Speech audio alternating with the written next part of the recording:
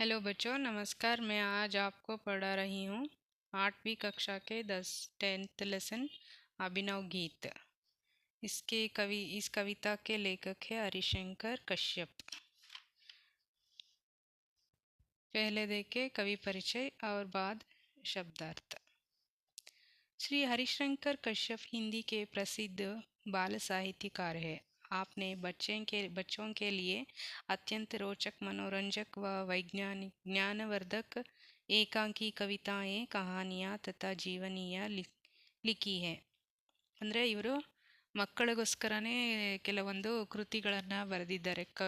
ಕತೆಗಳು, ಕಾವ್ಯಗಳು, ಏಕಾಂಕಿ ಅಂದರೆ ನಾಟಕಗಳು, ಅವುಗಳನ್ನು ಇವರು ರಚನೆ ಮಾಡಿದ್ದಾರೆ. आपकी कुछ प्रसिद्ध पुस्तकें हैं फुलवारी, झरना, मेरे देश के महान बालक और मेरे देश के मंदिर, मेरे देश की महान नारियाँ, मेरे देश के ऋषि मुनि, मेरे देश के संत महात्मा और देश की आन आन पर पूजा के फूल, आपकी आपकी रचनाओं में मूल तत्व राष्ट्रभक्ति, ಭಾರತೀಯ ಧರ್ಮ ಅವರ ಸಂಸ್ಕೃತಿ ಹೇ.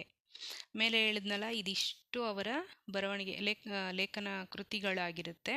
ಮತ್ತು ಇವರ ಮೂಲ ತತ್ವ ಏನಂದರೆ, ಇವರ ಕೃತಿಯಲ್ಲಿ ದೇಶಭಕ್ತಿ ಮತ್ತು ಭಾರತೀಯ ಧರ್ಮ ಸಂಸ್ಕೃತಿ ಬಗ್ಗೆ ಹೆಚ್ಚಾಗಿ ಅದಕ್ಕೆ ಅವರು ಮಹತ್ವ ಕೊಡೋದು.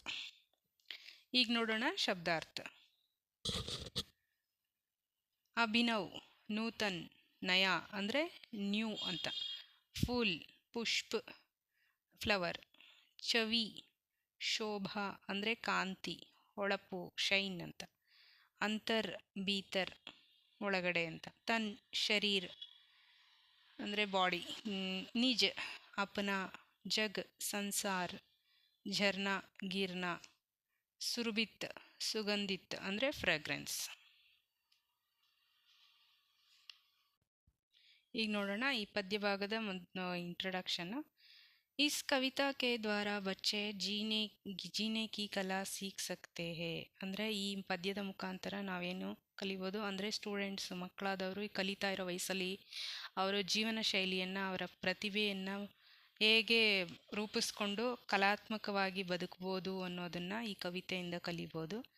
कष्ट के समय में भी हंसते रहने और सबको सुख देते रहने की कला का परिचय दिलाना इस कविता का ಉದ್ದೇಶ ಹೇ. ಅಂದರೆ ಕಷ್ಟದ ಸಂದರ್ಭದಲ್ಲೂ ದುಃಖದ ಸಂದರ್ಭದಲ್ಲೂ ನಗ್ನಗ್ತಾ ಹೇಗಿರಬೇಕು, ಬೇರೆಯವರನ್ನು ಹೇಗೆ ನಗಿಸ್ತಾ ಇರಬೇಕು, ಹೇಗೆ ಸಂತೋಷ ಪಡಿಸ್ಬೇಕು ಅನ್ನೋ ಒಂದು ಕಲೆಯನ್ನು ನಾವು ಈ ಪದ್ಯದ ಮುಖಾಂತರ ನಾವು ತಿಳ್ಕೊಬೋದು.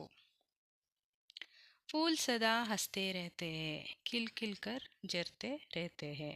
ಹೂವು ಹೇಗಿರುತ್ತೆ ಅರಳಿದಾಗ? ಮೊಗ್ಗಾಗಿರುವಾಗ ಅದು ಮೊಗ್ಗಾಗಿದ್ದು, ಅದು ಬೆಳಗ್ಗೆ ಹೊತ್ತು ಅರಳುತ್ತಲ್ಲ, ಸೂರ್ಯನ ಬೆಳಕು ಬಿದ್ದಾಗ ಅದು ಹೇಗೆ ನ್ಯಾಚುರಲ್ಲಾಗಿ ಅರಳುತ್ತೆ.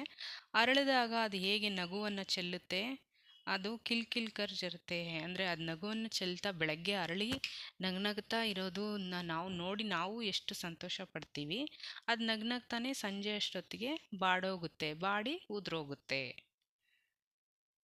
ರಂಗ್ ಬಿರಂಗಿ ಮೋಹಕ್ ಚವಿ ಸೆ ಅಪ್ನೆ ಅಂತರ್ ಕಿ ಸುಗಂಧ ಸೆ. ಅಂದರೆ ರಂಗು ಬಿರಂಗಿ ಅಂದರೆ ಬಣ್ಣ ಬಣ್ಣಗಳಿಂದ ಮೋಹಕವಾದ ಕಾಂತಿಯನ್ನು ತುಂಬಿ ತನ್ನ ಒಳಗಿನ ಸುಗಂಧವನ್ನು, ಫ್ರಾಗ್ರೆನ್ಸ್, ಸುಗಂಧ ಅಂದರೆ ತನ್ನ ಒಳಗಿನ ಸುಗಂಧವನ್ನು ತನ್ಸೆ ಮನ್ಸೆ ನಿಜ ಜೀವನ್ಸೆ, ತನ್ನ ಮನಗಳಿಂದ ನಿಜವಾದ ಜೀವನದಲ್ಲಿ ಅದು ತನ್ನ ಇರೋ ಒಂದು ದಿನದ ಜೀವನದಲ್ಲಿ ಸಬ್ ಜಗಕ್ಕೋ ಸುರಭಿತ್ ಕರ್ತೆ ಹೇ. ಎಲ್ಲ ಅದು ಇರುವಂಥ ಈ ಪ್ರದೇಶವನ್ನು, ಅಷ್ಟು ಏರಿಯಾನು ಘಮ ಅಂತ ಪರಿಮಳವನ್ನು ತುಂಬಿ ಎಲ್ಲರ ಮನಸ್ಸಿಗೂ ಒಂಥರ ಸಂತೋಷವನ್ನು ಕೊಡುತ್ತೆ. ಫೂಲ್ ಸದಾ ಹಸ್ತೆ ರಹತೆ ಹೇ, ಹೂವು ಯಾವಾಗಲೂ ನಗ್ತಾನೇ ಇರುತ್ತೆ. ರಹೋ ಸದಾ ಸಬ್ಸೆ ಹಿಲ್ ಮಿಲ್ಕರ್ ಕಷ್ಟ ಸಹೋ ಜೀವನ್ ಮೇ ಹಸ್ಕರ್. ಅಂದರೆ ರಹೋ ಸದಾ ಸಬ್ಸೆ ಎಲ್ಲರ ಜೊತೆಯಲ್ಲೂ ಯಾವಾಗಲೂ ಸೇರಿ, ಅವರ ಜೊತೆಯಲ್ಲೇ ಸೇರಿ ಕೂಡಿ ಇರಬೇಕು. ಕಷ್ಟಗಳನ್ನು, ಜೀವನದಲ್ಲಿ ಬರುವಂಥ ಕಷ್ಟಗಳನ್ನು ಸಹಿಸ್ಕೊಂಡು ನಗ್ನಗ್ತಾ ಜೀವನವನ್ನು ನಡೆಸಬೇಕು. ಜಿಯೋ ಸದಾ ಸಬ್ಕೋ ಸುಖ ದೇಕರ್, ಫೂಲ್ ಯಹಿ ಹಮ್ಸೆ कहते हैं, ಫೂಲ್ ಸದಾ ಹಸ್ತೆ रहते हैं.